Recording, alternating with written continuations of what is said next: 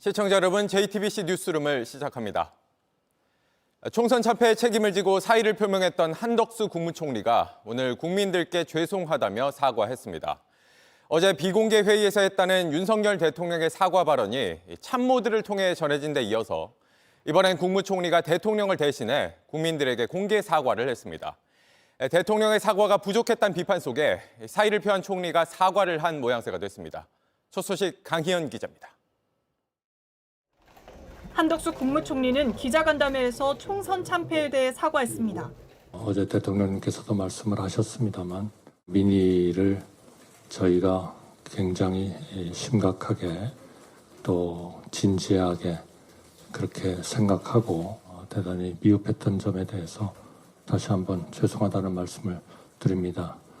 정책을 추진하는 과정에서 국민 설득이 부족했고 불통일한 지적에 총리로서 그 책임감을 무겁게 느낀다고 밝혔습니다.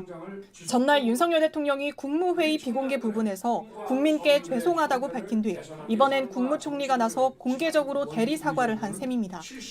한 총리는 노동, 교육, 연금 등 정부의 3대 개혁 과제와 의대 정원 문제를 포함한 의료 개혁을 확실하게 이끌어가겠다고 했습니다.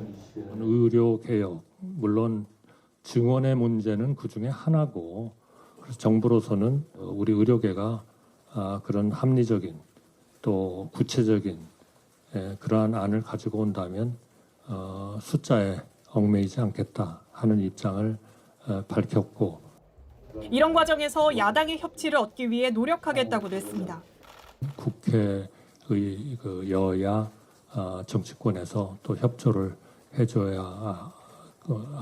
해주는 것이 아주 필수적입니다만 그런 그 노력들에 있어서 우리 정부가 충분히 하지 못했다. 그러한 부분을 분명히 고쳐야 된다. 저는 그렇게 생각을 하고 있습니다. 윤 대통령이 이재명 대표와 영수회담할 가능성도 열어뒀습니다. 그러한 그 만남은 열려 있고요. 선거가 끝난 지 지금 며칠 안 돼서 모두 다 지금 조금 생각을 정리하고 좀 그래야 하는 시간이 좀 필요한 측면도 있지 않나. 다만 이 대표의 1인 25만 원 민생회복 지원금 지급 공약엔 지속 가능하지 않는 포퓰리즘이라고 비판했습니다. JTBC 강연입니다. 한덕수 총리의 사과 발언은 어제 윤석열 대통령의 입장 표명이 부족했다는 비판이 나온 가운데 이뤄졌습니다. 국무회의 공개 발언에서 사과나 반성이라는 표현이 없었다는 지적이 나오자 오늘 한 총리가 대신 그 내용을 이야기한 건데 이 역시 논란이 되고 있습니다. 이어서 최승기 기자입니다.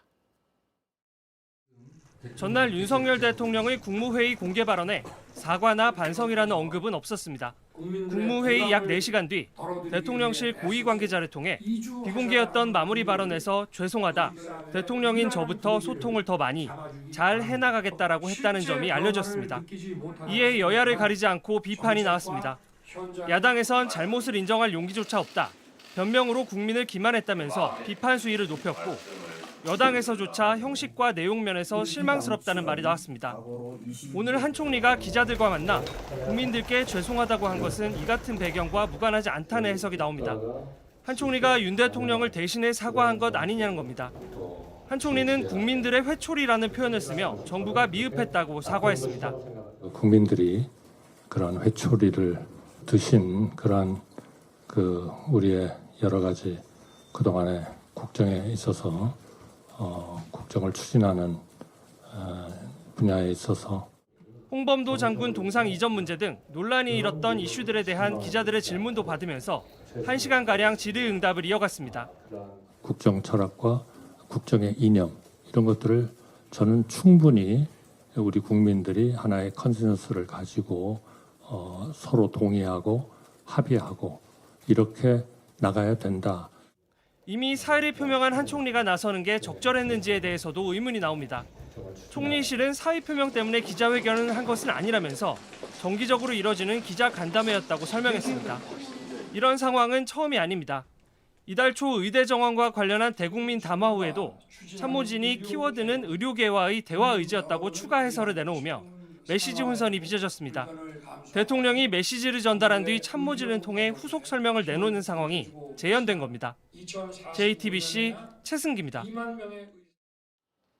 후임 국무총리와 비서실장 인선은 며칠째 하마평만 잇따르고 있습니다.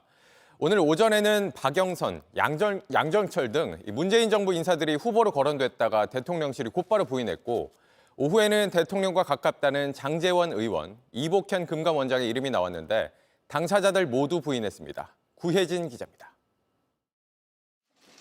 오늘 오전 후임 국무총리 후보로 박영선 전 장관이, 대통령실 비서실장엔 양정철 전 민주연구원장이 유력하게 검토된다는 이야기가 전해졌습니다. 모두 문재인 정부의 핵심 인사로 협치가 가능한 인사란 해석도 나왔습니다. 하지만 이름이 거론된 당사자들은 금시초문이라며 불쾌함을 내비쳤습니다. 여야에서 모두 반발이 터져나왔습니다. 야권에선 야당과의 대화도 없이 파격적인 내용을 흘린 건 야권 분열의 의도가 크다며 반발했습니다. 거기에서 만약에 이런 인사들이 두 지도자 사이에 합의됐다고 하면은 민주당이 인준할 수 있고 협력할 수 있죠. 인준이 되겠어요? 여권에서도 정체성을 부정하는 인사란 비판이 터져나왔습니다. 개혁신당 이준석 대표는 끔찍한 혼종, 문재인 아바타라고 공세를 폈습니다. 결국 그동안 인사 관련 보도에 특별한 입장을 밝히지 않아 왔던 대통령실이 이례적으로 검토된 바 없다고 입장을 내놓으며 반나절 동안의 해프닝이 됐습니다. 오후엔 다른 이름이 거론됐습니다. 비서실장인 장제원 의원이 재차 거론된다는 얘기가 나왔고, 신설이 유력한 법률수석 자리엔 이복현 금융감독원장이 유력하다는 얘기가 흘러나왔습니다. 당사자들은 소설이고 낭설이라며 즉각 선을 그었습니다. 총선 참패 후 일주일이 지났지만 아직도 후임자를 놓고 갈팡질팡하는 겁니다. 친윤계 권성동 의원은 오늘과 같은 해프닝은 메시지 관리의 부실함을 드러낸 것이라며 아쉬움을 드러냈습니다. JTBC 구혜진입니다. 총선 이후에도 의사들과 정부 사이의 갈등이 계속되고 있지만 총리부터 대통령실 참모까지 사의를 밝힌 탓에 문제 해결이 더 어려워졌다는 지적이 나옵니다. 선거 전까지만 해도 정부는 매일 브리핑을 통해 입장을 밝혀왔는데 여당의 참패 이후 이것 역시 중단됐습니다. 강나현 기자입니다. 총선 참패 뒤 의료개혁을 추진해온 정부의 컨트롤 타워는 사실상 멈춘 상태입니다. 의사 집단행동으로 꾸려진 중대본의 수장인 한덕수 국무총리를 비롯해 대통령실에선 이관섭 비서실장과 의료개혁을 담당해온 장상윤 사회수석, 성태윤 정책실장이 사의를 표명한 상태입니다. 대통령실은 인적 쇄신을 내세우고 있지만 당장 후임 총리와 비서실장 인선부터 마땅한 인물을 찾지 못하고 있습니다. 대통령실 고위 관계자는 중요한 인사라 시간적 여유를 가져야 한다고 언급해 재정비에 상당한 시간이 걸릴 것으로 전망됩니다. 문제는 의정 갈등을 해결한 동력이 크게 떨어졌다는 겁니다. 총선 뒤 의료개혁을 추진할 구심점이 흐트러지면서 매일 브리핑을 했던 복지부는 침묵하고 있습니다. 총선 전날부터 열흘째인 내일도 브리핑은 없습니다. 대통령실 직속으로 꾸리겠다던 의료개혁 특별위원회도 진전이 없습니다. 내홍을 수습한 대한의사협회는 증원 백지화를 거듭 촉구했습니다. 현재 문제를 해결할 수 있는 분은 대통령이시라고 생각합니다. 의대 정원 증원을 멈추고 합리적이고 객관적인 기구에서 새로 논의할 수 있도록 방침을 바꿔주실 것을 부탁드립니다. 민주당이 제안한 공론화 특별위원회를 두고는 의대 증원에 찬성한 김윤 비례대표 당선인이 빠져야 한다고 주장했습니다. 또 의사 수를 결정할 위원회는 의료계와 정부가 1대1로 만나거나 의사가 다수를 차지해야 한다고 했습니다. JTBC 강나현입니다. 이런 가운데 민주당은 총선 승리 일주일 만에 윤석열 대통령과 한동훈 전 비대위원장을 공수처에 고발했습니다. 윤 대통령이 검찰총장 시절 특수활동비를 남용했고 한 전 위원장은 법무장관으로 있을 때 관련 자료를 은폐했다는 겁니다. 최규진 기자입니다.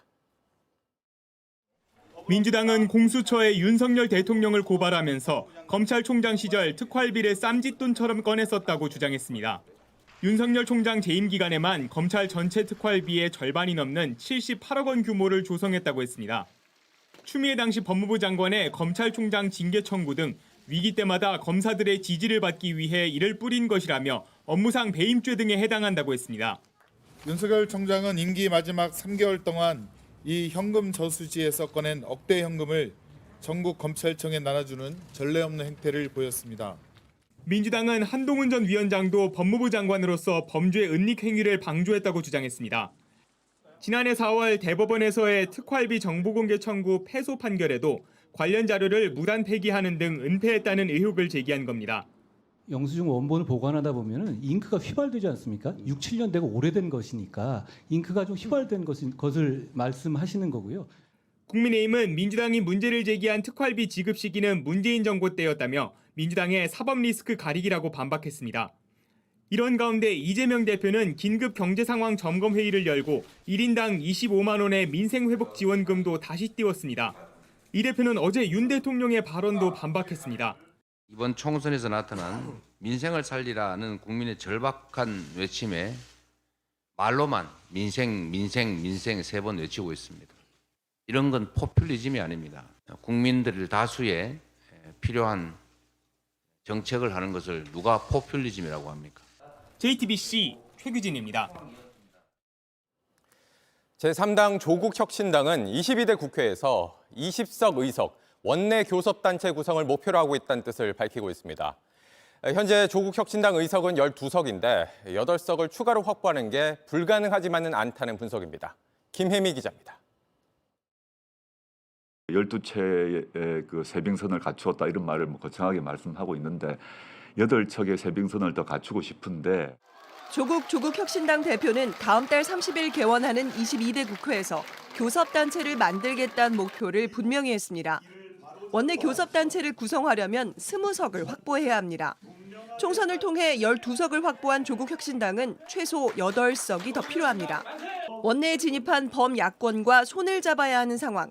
현재 거대 양당을 빼면 진보당 3석, 새로운 미래와 기본소득당, 사회민주당이 각각 1석, 시민사회 추천으로 더불어민주연합을 통해 당선된 2명의 비례대표까지 더해야 모두 8석입니다. 군소정당들은 공동교섭단체 구성의 가능성을 열어뒀고 시민사회 추천 당선인 2명도 교섭단체 논의에 참여해야 한다는 데 뜻을 모은 것으로 전해졌습니다.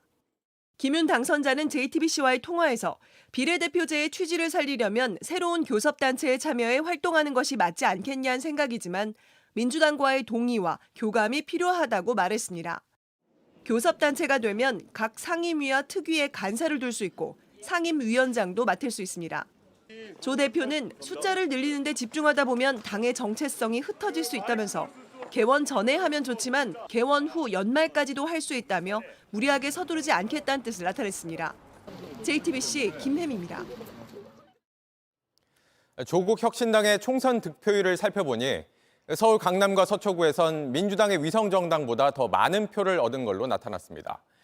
고소득의 이른바 강남 좌파 상당수가 조국혁신당을 선택했다는 분석이 나옵니다. 류정화 기자가 보도합니다. 비례대표 선거에서 24.25%를 득표해 12석을 얻은 조국혁신당은 서울에선 22.87%를 얻었습니다. 그런데 서울 25개 자치구의 더불어민주연합과 조국혁신당의 득표율만 따져봤더니 강남과 서초구 두 곳에선 조국혁신당의 득표율이 더 높았습니다. 더불어민주연합의 득표율이 더 높게 나타난 곳은 강남구에선 논현 1동과 일원 1동 수서동, 서초구에선 양재 2동 등 총 40개 동 중 4개 동에 불과했습니다. 송파구까지 강남 3구로 확장하면 67개 동 중 47개 동, 70.1%에서 조국혁신당이 더 많은 표를 받았습니다. 강북 지역에서도 종로구 사직동과 용산구 이촌 1동, 영등포구 여의동과 양천구 목 1동과 5동 등 소득 수준이 9분위 이상으로 높은 곳에서는 조국혁신당 득표율이 더불어민주연합보다 더 높게 나타났습니다. 이념 성향은 진보적이면서 고소득, 고학력 계층인 이른바 강남 좌파가 민주당 계열의 정당보다 조국혁신당을 선택했다는 해석이 가능한 대목입니다. 반윤 비명 성향의 유권자들이 조국혁신당을 지지하면서 고소득, 고학력 민주당 지지자들이 다르게 말하면 강남 좌파가 득표를 통해서 확인된 것으로. 반면 서울 내 전통적인 민주당 강세 지역에선 더불어민주연합이 조국혁신당보다 5에서 10%포인트 정도 득표율이 높았습니다. JTBC 유정화입니다. 국민의힘은 윤재옥 원내대표가 오늘 지역구 초선 당선자들과 만났습니다. 급하게 마련된 자리라고는 하지만 서울 강남과 영남권 당선자 중심으로 절반 정도가 참석했는데 이 자리에서 쓴소리는 나오지 않았고 힘을 모으자는 결의만 다졌다고 합니다. 하혜빈 기자입니다. 정치 원로들로 구성된 당 상임고문단이 대표 권한대행을 맡고 있는 윤재욱 원내대표와 만났습니다. 원로들은 총선 참패 원인 중 하나로 일제히 대통령실의 소통 부족을 꼽았습니다. 이번에 이 참패의 원인은 대통령의 불통 그리고 우리 당의 무능에 대한 국민적 심판이라고 생각하고 있습니다. 직접 기자회견을 좀 자주 해서 국민 앞에 당당하게 나서 기죽지 말고 대통령 이제는 그때마다 좀 기자회견을 해서 소통했으면 좋겠습니다. 원로들은 의료개혁은 좀 더 뒤에 하고 이종섭 전 주 호주대사 임명은 4월 넘어 해도 되는데 답답하다고 질책한 걸로 전해졌습니다. 또 당 지도부를 향해 윤 대통령이 이재명 대표를 만나도록 하고 비서실장 등 핵심 참모진도 대통령에게 쓴소리를 할 수 있는 인물로 하라고 당부했습니다. 윤 원내대표는 앞서 지역구 초선 당선자들과 점심 식사도 함께했습니다. 뭉쳐 있으면 상대가 숫자가 적어도 함부로 하지는 못하거든요. 계란대가 정신을 바짝 차려야 된다. 그런 상황입니다. 하지만 전체 28명 중 참석자는 절반에 그쳤고 그간 당을 향해 쓴소리를 해왔던 김재섭 서울 도봉갑 당선자나 김용태 경기 포천 가평 당선자 등은 참석하지도 않았습니다. 전날 당선자 총회도 당이 쇄신해야 한다는 목소리보다는 당선자들의 자기소개와 인사 위주로 채워졌습니다. 윤 원내대표는 모레 원외 당협위원장들과 만나고 다음 주 중 의원총회에서 차기 비대위 구성 방안에 관한 최종 결론을 내린다는 계획입니다. JTBC 하혜빈입니다. 윤석열 대통령과 기시다 후미오 일본 총리가 오늘 저녁 전화회담을 갖습니다. 일본 측의 요청으로 이루어지는 이번 통화에선 기시다 총리가 미국 국빈 방문 결과를 설명하고 그에 따른 한일 그리고 한미일 3국 간의 협력 방안을 논의할 걸로 보입니다. 쌍방울 대북 송금 의혹으로 재판을 받고 있는 이화영 전 경기도 부지사가 검찰청사 안에서 술자리와 함께 이재명 대표 관련 진술을 조작하는 일이 있었다고 주장했습니다. 이에 대해 검찰이 일방적인 허위 주장이고 청사 안에 술이 반입된 적도 없었다고 반박하면서 진실 공방이 벌어졌습니다. 박병현 기자입니다. 이화영 전 경기 부지사는 쌍방울 대북 송금 사건으로 재판을 받고 있습니다. 그런데 지난해 6월 30일쯤 검찰청에서 술자리가 있었다고 주장했습니다. 김성태 전 쌍방울 회장 등과 술과 연어를 먹으며 회의를 했다는 겁니다. 이 자리에 검사와 수사관도 있었다며 김 전 회장이 수사 목적은 이재명이다. 이재명이 들어가야 한다고 말했다고 했습니다. 술자리 장소라며 도면도 그렸습니다.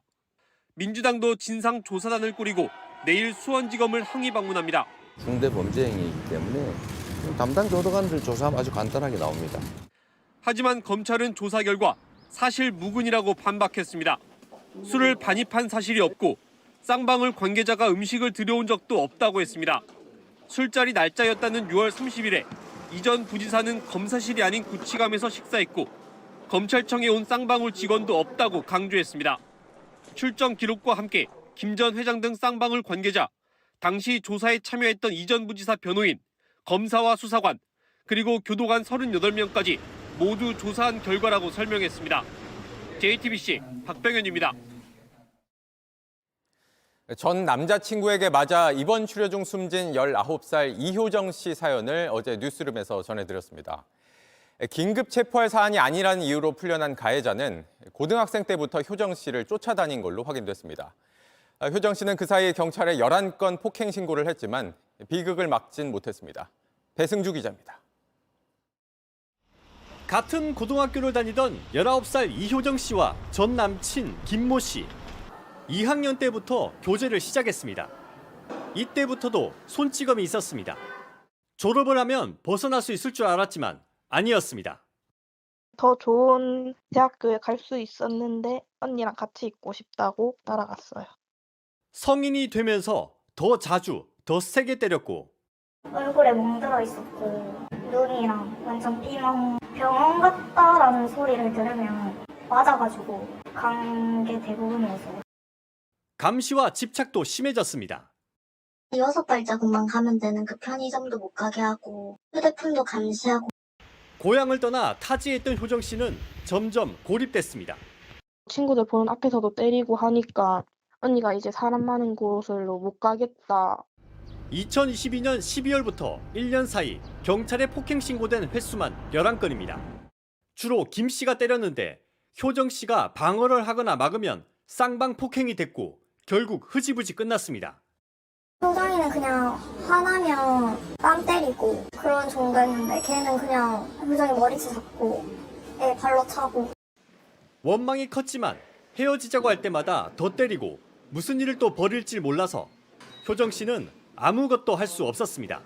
떠나는 게 사실은 어려워요. 피해자에 대한 정보를 거의 가해자가 다 가지고 있잖아요. 나만 해치는 게 아니라 가족을 해야 할 수도 있고. 결국 전 남자친구 손에 숨진 효정 씨. 유족은 상해치사에 더해 스토킹 혐의로 추가 고소했습니다. JTBC 배승주입니다. 결혼을 약속한 여자친구를 흉기로 200차례 가까이 찔러 살해한 20대 남성이 항소심에서 형량이 더 늘어났습니다. 당초 1심에서 징역 17년을 받았는데 항소심 재판부는 납득할 수 없는 범죄라며 징역 23년을 선고했습니다. 조승현 기자가 취재했습니다. 26제곱미터 방 한 칸짜리 아파트. 요금을 안 내 이젠 전기도 끊어진 이 집 안에서 지난해 7월 24살 정혜주 씨가 무참하게 살해됐습니다. 화분도 막 엎어지고 막 살림살이가 다 어지러웠고 여자분 사망하신 분은 침대에 누워 있었고요. 8달 뒤 결혼하기로 한 남자친구 28살 류찬하의 짓이었습니다. 191번이나 흉기를 휘둘렀습니다. 붙잡힌 뒤 스트레스가 심했다고 주장했습니다. 이웃과의 벽간 소음 문제, 넉넉치 않은 형편에 진행하는 결혼 준비 등 이유도 가지가지였습니다. 그런 상황에서 정신지체냐는 혜주 씨의 말을 듣고 화가 나 우발적으로 범행했다고 했습니다. 1심 재판부는 이런 주장을 양형에 반영했습니다. 검찰이 징역 25년 구형했는데 법원은 17년을 선고했습니다. 혜주 씨 가족은 큰 상처를 입었습니다. 하지만 오늘 항소심 재판부는 범행에 이르게 된 상황과 동기를 모두 고려해도 도저히 납득할 수 없다고 했습니다. 징역 23년을 선고했습니다. 딸을 잃은 엄만 만족스럽지 않습니다. 그래도 위로가 됐다고 했습니다. 저는 이제 오늘부터 이 아이를 위해서 기도해야죠. 우리 혜주는 갔지만 더 이상 법정에서 다투지 말고 충분히 죗값을 치르란 말을 전했습니다. JTBC 조승현입니다. 오늘 아침 서울 한강대교 구조물 위에서 한 50대 남성이 시위를 벌였습니다.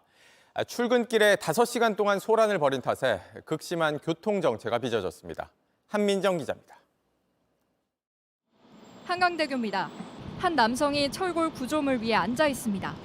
소방대원들이 설득해보지만 꼼짝도 하지 않습니다. 구조물 아래에는 대한구국회라는 단체 명의의 현수막을 걸었습니다. 정부와 여당의 국가 긴급권 발동을 촉구한다고 적혀 있습니다. 오늘 새벽 5시 50분쯤 한 남성이 한강대교 위에 앉아 있다는 신고가 경찰에 들어왔습니다. 만일의 경우를 대비해 소방 인력 60여 명과 차량 16대가 투입됐습니다. 도로에 네오매트를 깔았고 순환구조대도 투입됐습니다. 한강대교 위에서 5시간 동안 내려오지 않던 남성은 소방의 설득에 이어 경찰의 위기협상팀이 투입된 뒤에야 아래로 내려왔습니다. 경찰은 그 자리에서 남성을 5개 광고물법 위반 혐의로 체포했습니다. 50대로 확인된 이 남성은 지난 14일에도 올림픽대로 난간에서 같은 내용의 현수막을 걸고 3시간 동안 소동을 벌였던 것으로 조사됐습니다. 경찰은 현수막에 적은 내용의 의미가 뭔지, 왜 고공시위를 반복했는지 등을 조사하고 있습니다. 남성이 버틴 5시간 동안 한강대교 북단에서 남단 교차로까지 일부 차로가 통제되면서 출근 시간 내내 극심한 교통정체가 빚어졌습니다. JTBC 한민정입니다. 경매에 넘어간 빌라를 무작정 밀고 들어가 점거한 용역업자들이 붙잡혔습니다. 건물을 점거하고 있다가 낙찰자가 나오면 비워줄 테니 돈을 내라고 협박했습니다. 윤정주 기자입니다. 닫힌 대문 앞에 선 남성들, 안을 들여다보고 문을 두드립니다. 문이 열리고 왜 그러느냐 묻는 사람을 끌어냅니다. 밀고 밀리고 때리고 맞는 사이 뒤에서 몇 명 남성들이 더 뛰어옵니다. 닫힌 문을 열고 들어가려 밀어붙입니다. 대문 너머엔 경매에 넘어간 신축 빌라가 있습니다. 남성들은 조폭이 낀 불법 용역업체 직원, 빌라에 강제로 밀고 들어가 유치권을 주장하려는 겁니다. 보통 유치권하면 법원에 이제 신고를 하게 돼 있습니다. 신고도 안 돼 있는 상태였어요. 무조건 밀고 들어오면 된다고 생각하는 거예요. 이 남성들 이런 식으로 막무가내 점거 시도를 계속했습니다. 실제 유치권을 가진 업체 직원들이 막아서지만 문을 뜯고 침입합니다. 제가 이러시면 안 된다고 말렸는데 밀치면서 주먹을 절 때리고요. 건물에 대해 아무 권리가 없지만 대려 유치권을 합법 행사하는 업체 직원들을 협박했습니다. 건물을 비우고 나가란 겁니다. 나가든지 같이 합의를 보든지 저희들이 못 나가게 여기서 통지를 했어요. 결국 힘으로 건물을 차지했고 5달 동안 강제 점거했습니다. 그리곤 경매에서 빌라를 낙찰받은 집주인들에게 합의금을 줘야 집을 비워주겠다고 했습니다. 경찰은 건물 불법 점거를 사주한 60대 남성과 용역업체 직원 50여 명을 붙잡았습니다. JTBC 윤정주입니다.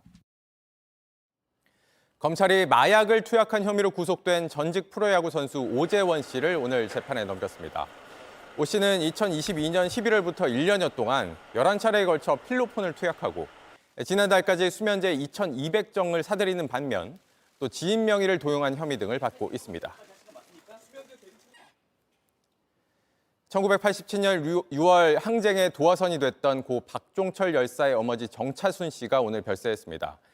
박 열사의 형은 동생의 뜻을 이어 민주화 운동에 힘을 쓴 가장 강한 어머니였다고 말했습니다. 김지윤 기자입니다. 학생도 시민도 다 거리에 나왔습니다. 민주화를 외치며 경찰과 대치했습니다. 결국 직선제 개헌 등이 포함된 노태우의 6.29 선언을 이끌어냈습니다. 1987년 6월 항쟁입니다. 항쟁의 결정적 계기는 박종철 고문치사 사건이었습니다. 서울대 3학년에 다니던 박종철 열사가 1987년 1월 남영동 대공분실로 불법 연행된 뒤 고문 끝에 숨진 겁니다. 당시 경찰은 책상을 탁 치니 억하고 죽었다는 허위 조사 결과를 발표하면서 사건을 숨겼습니다. 박 열사의 어머니 정차순 씨가 딸과 함께 울부짖으며 추도 타종을 하는 모습이 시민들의 가슴을 울렸습니다. 이후 정 씨는 아들의 뜻을 이어 민주화 운동에 헌신한 남편과 자식들의 곁을 지켰습니다. 죽은 아들에 대해서 말씀을 잘 안 하셨습니다. 혼자서 그 30몇 년을 속눈물 많이 흘리시면서도 참 강한 어른이었습니다. 마지막까지 아들을 그리는 마음은 변하지 않았습니다. 막내가 고3 때 막내 도시락을 1년 내내 해줬어요. 그럼 도서관 불이 꺼지면은 어머니는 집에서 출발을 하세요. 그럼 막내 도시락 가방을 들고 집에 다시 같이 오는 거죠.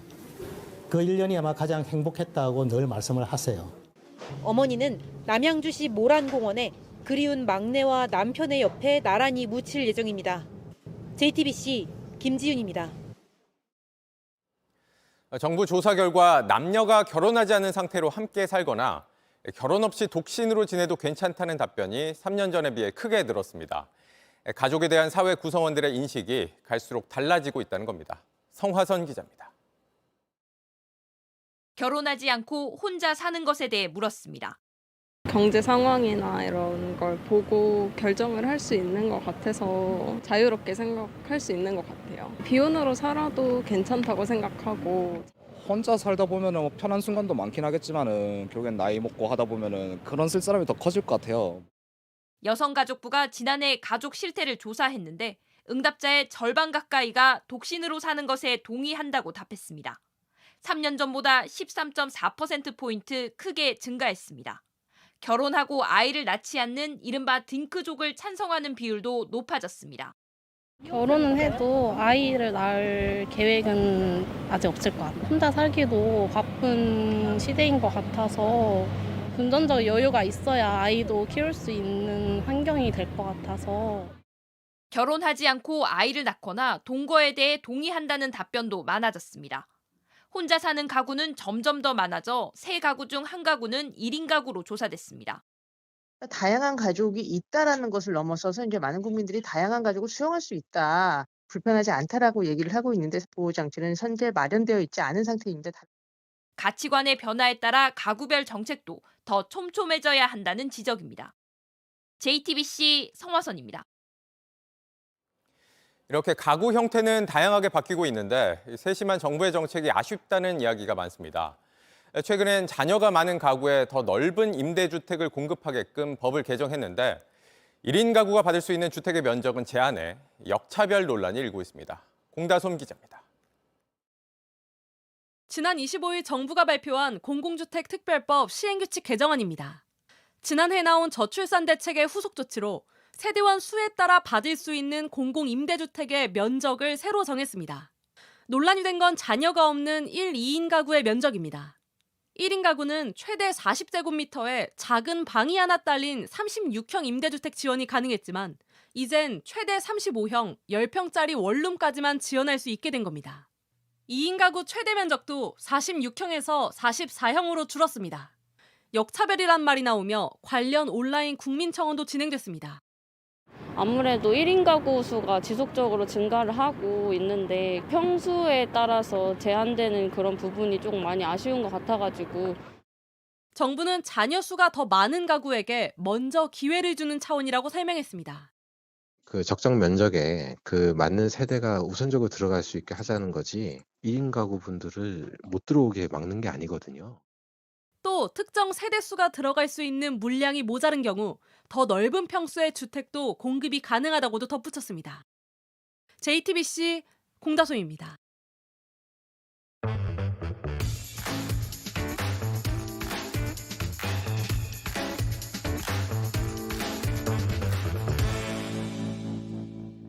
네, 돌비뉴스 이성대 기자 나와 있습니다. 첫 번째 볼까요? 네, 첫 번째 이슈는 누구냐 넌으로 좀 잡아봤습니다. 네. 자, 오늘 하루 종일 박영선 국무총리설, 양정철 비서실장설로 정치권이 화제가 됐었습니다. 네. 자, 보신 것처럼 대통령실에서는 검토한 바가 없다고 빠르게 진화를 했지만 자, 관건은 누가 과연 이 아이디어를 냈느냐, 지금 그거에 대한 궁금증이 커지고 있습니다. 네, 그리고 이게 어떻게 보도로 흘러나오게 됐을까? 여기에 대해서도 좀 궁금해하는 사람들이 많더군요. 그렇습니다. 만약에 이루어진다면 거의 대연정 수준의 상당히 파격적이기 때문인 건데 네. 자, 보수 여권 내부에서도 그러다 보니까 당황스럽다, 좀 이해할 수 없다, 뭐 강한 반발들이 나왔는데 자, 대표적으로 김여사 팬클럽 전 회장을 지냈던 강신업 변호사입니다. 자, 어떻게 문재인 정부 인사가 윤석열 정부의 정승을 댈 수 있는 것이냐, 어떤 사람이 이런 발상을 했는지, 누가 추천했는지 이 추천한 자를 즉시 경질해야 된다라고 공개적으로 요구를 했습니다. 네. 자, 특히 친여성향의 매체에서 이 보도가 처음 나왔다는 점에 비춰서 대통령실 내부에서 누군가 흘린 거라고 주장을 하면서 이 보도를 했던 방송사 출신의 특정 비서관을 지목하면서 경질하라고 요구하기도 했습니다. 네. 그런데 뭐 저희가 앞서 보도도 확인했지만 오전에는 문재인 정부 인사들이 거론이 됐다가 또 오후에는 또 대통령과 가까운 인사들이 거론됐다가 모두 부인하는 상황이 됐잖아요. 그렇습니다. 자, 그러다 보니까 총선 참패의 민심을 진정성으로 받아들이는 대신 깜짝 하마평으로 반전을 노리는 게 아니냐, 뭐 이런 지적들도 나오고 있는 상황이고요. 네. 자, 여당에서는 당황했다면 야당에서는 황당하다는 반응이 나오고 있습니다. 특히 이제 야권에서는 친명, 친문을 분리시키려고 하는 의도가 있는 게 아니냐라는 의도도 나오고 있는데 네. 지난 대선 때 윤석열 대통령을 지지했던 김한길 국민통합위원장을 배우로 의심하는 목소리도 나왔습니다. 자, 박지원 당선자 이렇게 얘기를 했습니다. 자, 박영선 총리, 양정철 비서실장 아이디어는 딱 봐도 김한길 스타일이다, 꾀돌이다라고 얘기를 하면서 네. 자, 이런 형식의 그 스타일은 이런 사술로 돌파를 하려고 하면 윤석열 정부가 정신을 못 차리는 큰 오이산이다라고 비판을 했습니다. 네. 다음 이슈 볼까요? 자, 두 번째 이슈 보겠습니다. 자, 김종인의 카운팅 스타. 자, 밤하늘의 별 얘기인 건데요. 네. 자, 김종인 개혁신당 전 고문, 범보수 진영의 차기 대선 후보들에 대해서 전망을 했는데 화제가 되고 있습니다. 자, 이준석 개혁신당 대표에 대해서 2027년 다음 대선에 별의 순간이 온다라고 얘기를 했고요. 자, 반면에 한동훈 전 비대위원장에 대해서는 다른 평가를 했는데 한번 들어보시죠. 네. 2027년이 될 거면 대선이 있는데 대선 주자의 한 사람으로 등장할 가능성이 매우 농후하다. 한동훈 위원장은 상당히 진통의 과정을 겪어야 되기 때문에 그렇게 쉽게 등판하기는 힘들 거라고. 네. 그전에는 저 별의 순간 표현을 윤석열 대통령에게 했었잖아요. 그렇습니다. 말씀하신 것처럼 2021년 1월이었는데 당시 윤석열 대통령이 아직 정치를 할지 안 할지 모르던 시절이었는데 네. 그때 아마 지금 별의 순간이 보일 것이다라고 예언해서 화제가 됐었고요. 자, 김종인 전 비대위원장이 별의 순간, 별을 센 경우는 여러 번 있습니다. 자, 또 보시면 최근이었습니다. 지난해 연말 한동훈 비대위원장이 등판할 때는 별의 순간이 아직인 것 같은데 등판이 너무 빠르다라고 비판을 했었고요. 네. 또 안철수 의원에 대해서는 이미 2011년에 별의 순간이 지나갔다라고 얘기한 적이 있습니다. 네. 주로 뭐 보수권 인사들을 겨냥해서 좀 이런 얘기를 한 것 같군요. 뭐 그렇습니다. 하지만 꼭 또 그렇지만은 않은 게요. 지난 2021년에 별의 순간이라는 표현이 화제가 되자 당시 서울시장에 출마했던 박영선 후보가 자, 5년 전에 나한테도 했던 말이다라고 얘기를 했습니다. 네. 자, 그러자 김종인 전 비대위원장이 별소리를 다 한다. 별이라는 말을 아무한테나 하는 게 아니다라고 그러면서 진실 공방이 이루어졌거든요. 네. 자, 그러자 박영선 후보가 곧바로 그 다음 날 자신에게 큰 별이 될 것이라는 그 동영상을 공개했습니다. 그러자 김종인 전 비대위원장이 다시 그 큰 별은 대선 후보를 가리키는 게 아니다라고 하면서 지금 보면 별 의미가 없어 보이는 별 의미에 대한 논쟁이 그때 이어졌던 그런 분석이 있습니다. 네. 박영선 전 장관은 지금 인사 후보로도 또 거론이 됐었잖아요. 네. 잘 들었습니다. 이성대 기자였습니다. 음식점에 전화를 걸어 여기서 식사한 뒤에 장염에 걸렸다 이렇게 협박을 하면서 돈을 뜯어온 30대 남성이 경찰에 붙잡혔습니다. 이런 식으로 피해를 입은 음식점이 전국에 400곳이 넘습니다. 정진명 기자입니다. 안녕하세요. 몇 칸 빚내 나는 것 때문에 불편하다 말씀드렸거든요. 가게로 걸려온 전화. 영업장 폐쇄까지 갈 수 있는 사안까지 만드셨네요. 은근한 협박, 위압적인 태도. 그거는 그쪽 사정이고요. 사장 전화번호 부르시라고요. 그리고 돈 요구. 종에 탈사까지 한 일이 있어 연락드립니다. 코로나가 기승이던 4년 전 자영업자들 사이에선 장염맨이란 이름이 퍼졌습니다. 실제 간 적 없으면서 식당에 전화해 음식 먹고 장염에 걸렸다고 돈을 뜯어냈습니다. 지난 2020년 5월 처음 등장해 1년 반 동안 활동했습니다. 붙잡혀 징역 1년을 선고받았고 장염맨은 잊혀진 듯 했습니다. 그런데 다시 전화가 걸려오기 시작했습니다. 저희가 채팅을 식당 갔었는데 6사람이나 부품에 살살까지 한 일이 있었어요. 자영업자들 사이에선 장염맨이 돌아왔다는 소문이 번졌습니다. 경찰이 추적에 나섰습니다. 변호인 선임할 수 있고 변명의 기회가 있고 진술 거부권 있고. 그리고 지난 12일 부산 한 모텔방에서 붙잡았습니다. 39살 무직 박모 씨, 4년 전 그 장염맨이 맞았습니다. 지난해 4월 출소한 뒤 다시 활동을 시작했습니다. 전국 식당 418곳이 9천만 원을 뜯겼습니다. 가뜩이나 지금 힘든 시기에 가게 음식점인데 그러면 안 되니까. 박 씨는 매일 전국 맛집을 검색해 10여 곳에 전화했습니다. 추적을 피하려고 밤에는 전화기를 꺼뒀고 전화번호 36개를 돌렸었습니다. 근거 자료를 달라고 하면은 성질내면서 전화를 끊고 다시는 그 업소에 전화는 안 합니다. 돌아온 장염맨은 결국 구속됐습니다. JTBC 정진명입니다. 영국이 2009년생부터는 나중에 성인이 되더라도 아예 담배를 살 수 없도록 하는 강력한 금연법을 추진하고 있습니다. 15살 이하 청소년들부터 비흡연 세대로 만들겠다는 계획인데 일단 의회 청문턱은 넘었지만 반대도 만만치 않습니다. 심수미 기자입니다. 영국 정부가 발의한 법안의 골자는 흡연 가능한 연령대를 점차 줄이겠다는 겁니다. 담배를 살 수 있는 연령을 해마다 1년씩 높여서 현재 15살인 2009년생부터는 성년이 되더라도 담배를 사지 못합니다. 이를 어기고 담배를 판매한 상점엔 100파운드, 약 17만 원의 벌금이 부과됩니다. It will not affect current smokers' rights or entitlements in any way. To give the next generation the freedom to live longer, healthier, more productive lives. 영국 정부는 매년 8만 명이 흡연 관련 질병으로 사망하고 있다면서 법안 통과의 필요성을 주장하고 있습니다. 현지 시간 16일 영국 하원은 해당 법안을 다음 단계로 보냈습니다. 보수당 의원 가운데 106명은 기권표를 던지면서 반발했습니다. 때문에 오는 6월 상원의 최종 표결까지 그대로 통과될지는 아직 불확실합니다. Infantilizes future adults because when you are 18 in this country, you are legally an adult and as such you should be treated like one. Now, 앞서 2022년 뉴질랜드도 2008년생부터 담배를 살 수 없는 법을 만들었지만 세수 감소와 개인의 자유권 침해 등을 이유로 1년여 만에 폐기했습니다. JTBC 심수희입니다.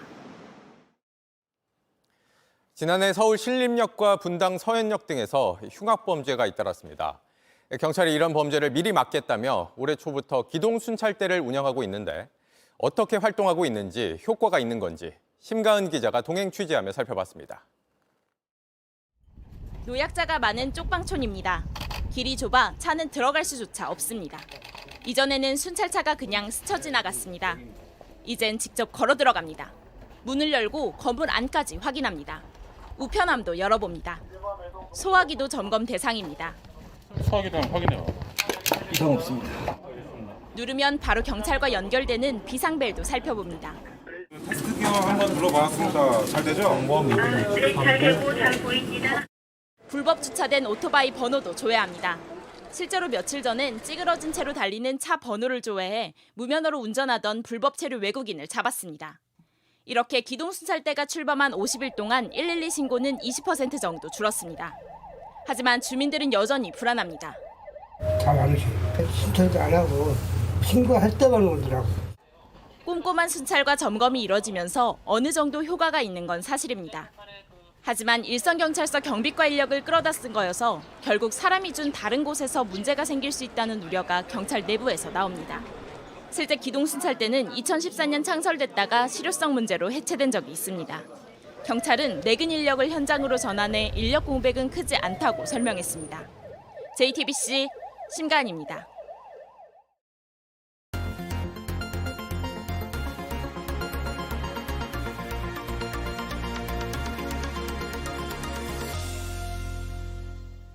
성수대교 붕괴 사고, 또 삼풍백화점 붕괴 사고, 이런 대형 참사들을 기억하고 되풀이하지 말자는 취지에서 추모 공간이나 비석을 만들었습니다. 그런데 관리가 제대로 안 되거나 아예 사람들 접근이 어려운 구석으로 밀려나는 경우가 많습니다. 밀착 카메라 송우영 기자가 취재했습니다. 갑자기 출근길에 다리가 무너져 내렸습니다. 그렇게 32명이 숨졌습니다. 1994년 전 국민에게 충격을 준 성수대교 붕괴 사고 위령비는 서울 강변북로에 있습니다.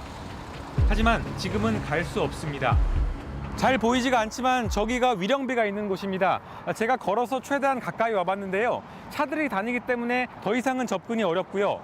주차도 막아놔서 차로도 걸어서도 가까이 갈 수가 없는 상태입니다.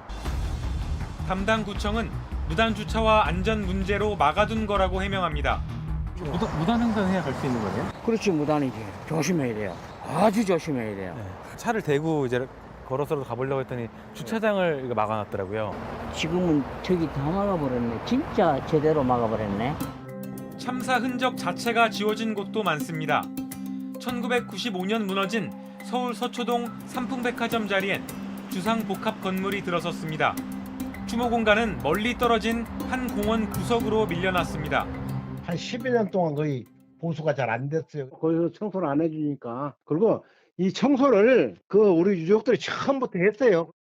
1999년 유치원생 등 23명이 희생된 시랜드 참사 현장은 관광단지로 조성되고 있습니다.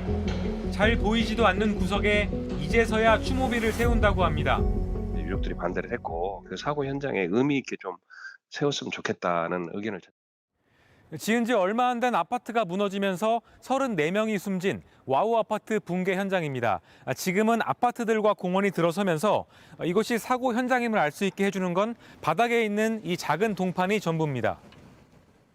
내려오면서도 이 붕괴 사고 이걸 보질 못해가지고, 왜냐면 기억을 해야 나중에 똑같은 일이 안 벌어지기도 하고. 2001년 미국 뉴욕에서 있었던 9.11 테러 장소는 희생자들 수천 명의 이름을 적은 추모공원이 만들어졌습니다.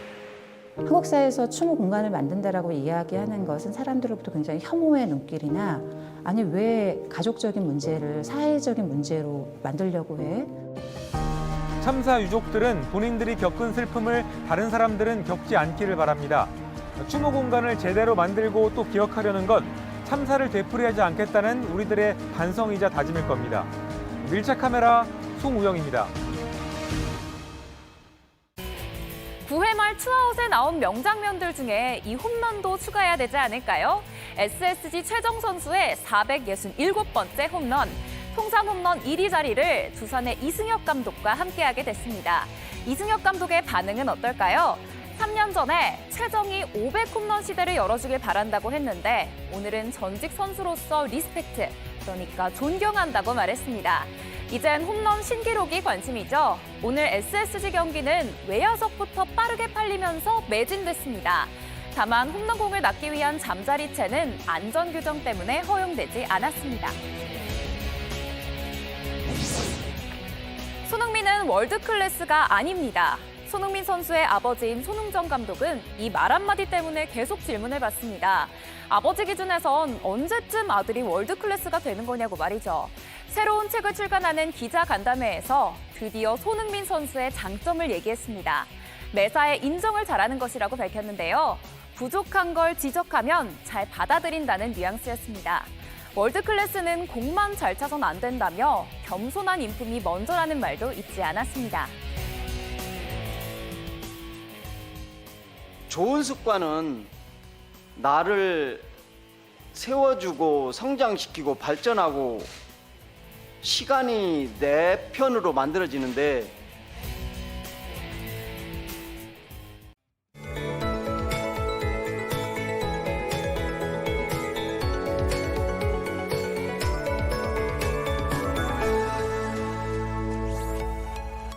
전국이 온통 잿빛으로 물들었습니다. 평소 같으면 또렷하게 보였을 건물들도 이렇게 형태만 간신히 보일 정도였는데요. 오늘 전국 대부분 지역에 미세먼지 주의보가 발령됐고요. 동해안을 중심으로는 미세먼지 경보까지 내려졌습니다. 서울도 미세먼지 농도가 한때 평소의 10배가량 높았고 특히 영남 지역은 매우 나쁨 기준의 3배 정도의 수치를 보였습니다. 내일까지도 먼지 차단을 위한 마스크 착용해 주셔야겠습니다. 대부분 지역의 미세먼지 농도가 나쁨 단계, 경남 지역은 매우 나쁨 수준을 보이겠습니다. 내일 아침에는 서해안을 중심으로 짙은 안개가 끼겠고요. 오후에는 강원 산지와 경북 북동 산지에 소나기가 지나겠습니다. 내일도 전국 하늘 맑게 드러나겠습니다. 아침 기온은 서울 11도, 부산 13도로 오늘과 비슷하겠습니다. 낮 동안에는 다시 더워지겠습니다. 내륙을 중심으로 25도 선까지 오르겠는데요. 다만 일교차가 15도 안팎으로 크게 벌어지겠습니다. 주말 동안은 전국에 비가 내리겠습니다. 날씨였습니다. 뉴스룸 저희가 준비한 소식은 여기까지입니다. 시청해주신 여러분 고맙습니다.